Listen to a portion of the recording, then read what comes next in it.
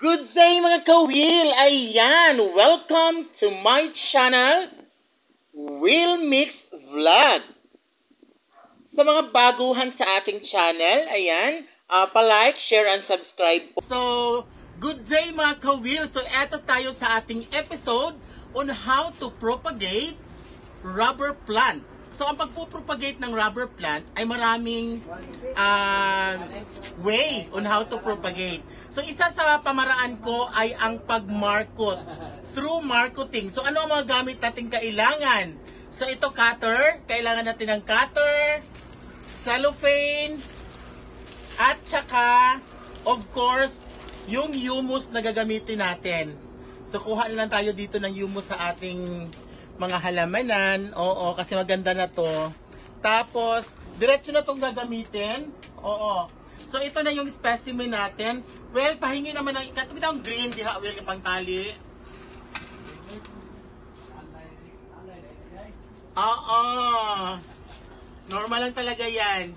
So, ito yung pangatlo nating ito yung pangatlo nating item na gagamitin. Dul-dul, chok, mura layo na kayo. Tsaka makuha gina ko pag-propagate.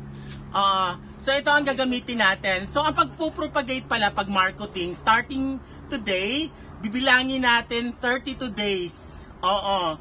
So, okay, umpisahan na natin. So, ito na po yung gagamitin nating specimen. Ito si Ficus elastica ruby. Oo, napakagandang rubber plant. Oo, ang variety niya ay ruby, Ficus elastica ruby. Oo. So ito guys, hahanap tayo. 10 days ago, tinanggalan ko ng 2 dahon. Ganun pala pag mag-market ka, tatanggalan mo ng dahon para tatanda yung balat niya dito. I-focus mo diretso. Oo. So pagkatanggal natin doon, ang gawin natin dyan, ito lang pinakasimpleng pamamaraan. Gagamit ka ng cutter, ayan. Hindi mo masyadong diinan kasi dahil baka mapuputol din. Oo. Hanggang doon ka lang sa balat. Ayan. Tapos dito rin. Iikutin mo lang gayon. Ha? Tapos babalatan na. Yung itong inikot natin, babalatan natin. Ayan guys. So ito guys. Putulin natin sa ating cutter. Balat. Ikutin natin yung paggayon. As in buong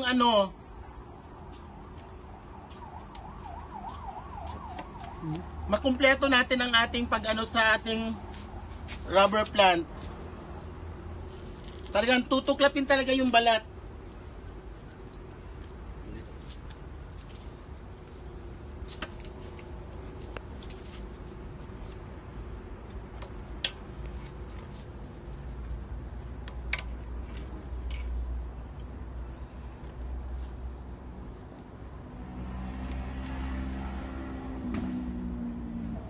Oo, may nagtatanong, buuin ba talagang pagtuklap?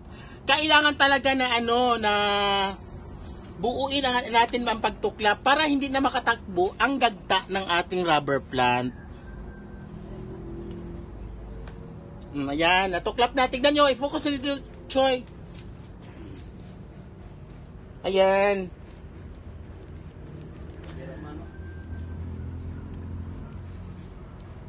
Mason sa umaga, sa tanghali, sa hapon ay cameraman. Yan si Butchok, kaibigan kong si Butchok dito sa Putots Garden. Ayan. So as inatuklap na talaga, kuha tayo ng kunting soil. Iaano natin diyan para hihinto yung pagdaloy ng kanyang dagta. At tapos diretso na tayo sa kuha tayo ng ating pangtali.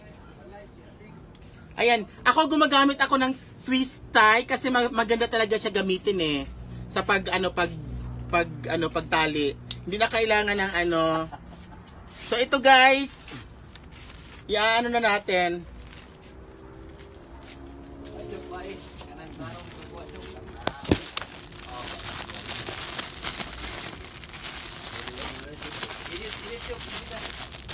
Unya na siguro editing no.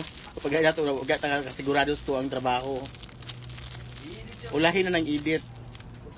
Ayan guys.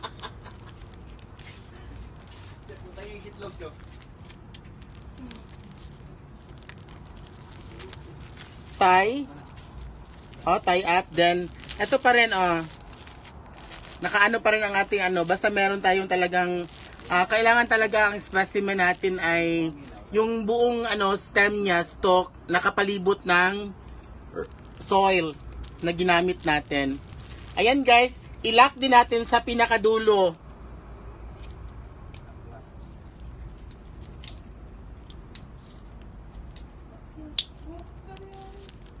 Hindi kasi pwedeng hindi ilalak.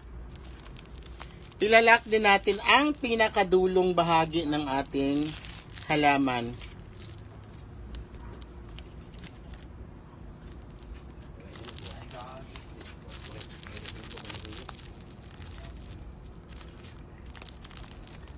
So, ayan guys. Maghihintay na lang tayo ng 32 days. Counting. Ayan, 32 days sa pag-aano para talagang sigurado talagang merong roots ang ating ginawang pagmarkot. So ayan guys, naka-prepare na po ang ating ang ating pagtataniman nito ng ating Ficus elastica ruby, ayan, or Ficus elastica tiniki. Tiniki ba to o parang ruby? Parang tiniki ata ito. O kasi, ang napag-alaman ko kasi si tiniki as in yellowish. Oo. Tapos, ito ruby kasi mapulang-mapula yung ano natin. O magkapatid lang to, isang puno lang to. So, ito, tingnan mo, pulang-pula. Ayan, as you can see guys, ruby talaga ang lahing na to. Ficus elastica rubber plant ruby. Oo. So guys, tataniman na natin. Tutuklapin natin ang ang balat. Ayan ang itsura ng 32 days sa ating pagmarkot. Hindi lang talaga ako nakakuha ng kung paano ako magmarkot. So, kukuha na lang ako mamaya ng video clip sa aking Oo, meron naman akong lumang matagal pala, 1 month ago, meron akong, pag-markot ko nito, itignan ko kung kita pa ba. Ayan guys, tignan nyo, magkuhang-kuha yung super ganda. Fresh na fresh, tumutulo pa yung niya. So ito guys, prepare na natin yan dyan. Tapos ito dito, napakaganda. Or sobrang kaangkad, sa balde na lang siguro. Hindi kailangan dito ito. Yan, hindi lang natin i-diin talaga. Okay.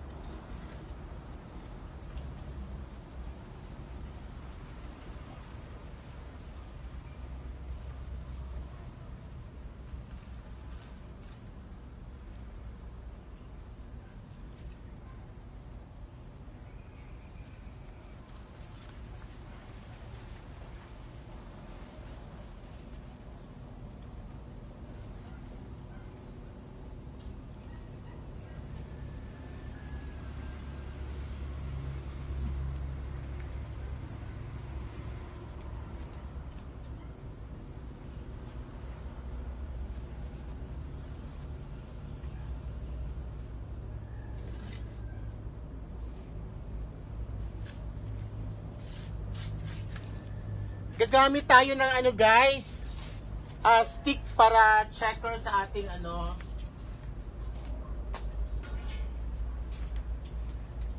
Sa tayo ng ating ano, para maganda yung tayo ng ating gawang ano.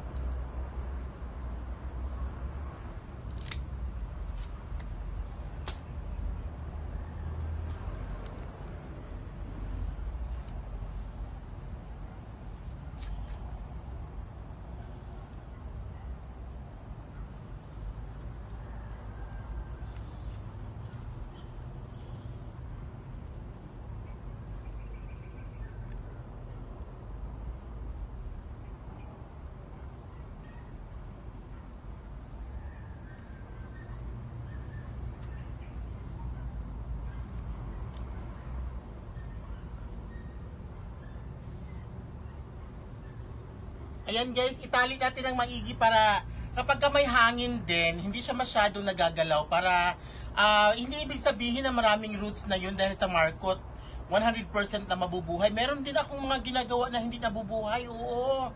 Kapag ka ano, kailangan talaga itali yung ano bagong harvest na Marcot. Oo, kailangan talaga itali ng wire. Twist wire. Pero wag naman masyadong diinan. Oh, ayan ha, tingnan nyo ha. Oh, ganun ang ano, ganun ang proseso para you can come up into a beautiful. So, as you can see guys, oh, eto, tapos na yan. Oo, doon na naman tayo sa isa nating ano.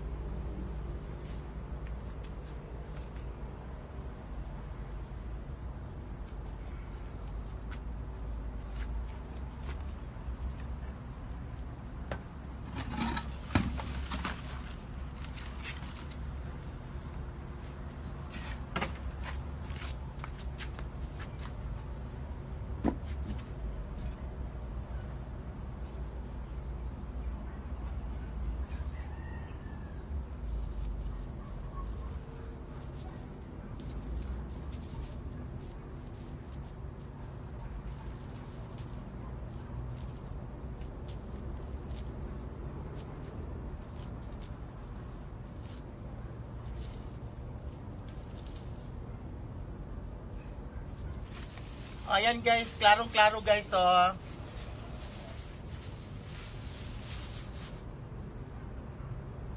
So dito na natin ito itatanim guys.